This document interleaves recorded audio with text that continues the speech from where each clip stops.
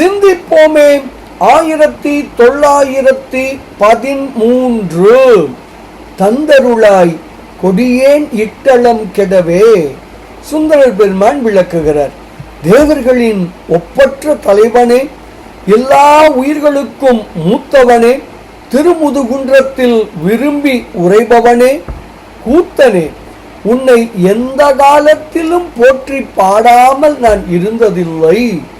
மலர் அணிந்த கூந்தலை உடையவளான இந்த பறவையின் முன்னால் பாவியேனது துன்பம் கெடும்படி பொன் திரளை தந்தருள்வாயாக. இப்படியாக அனைத்து துயரையும் நீக்க வல்லவன் பெருமானே என்று விளக்குகிறார் சுந்தரர் பெருமான். பாடலை காணலாமே.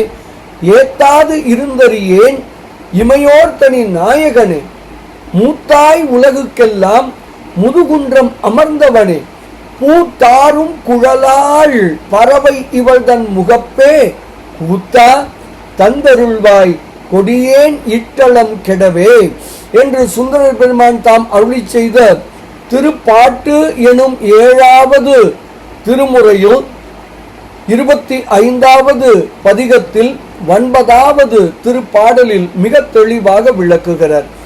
எப்பொழுதும் ஏத்துவோம், துயர் தீர்வோம், பேரானந்தத்தில் திளைப்போம் திளைப்போம் திளைப்போம்.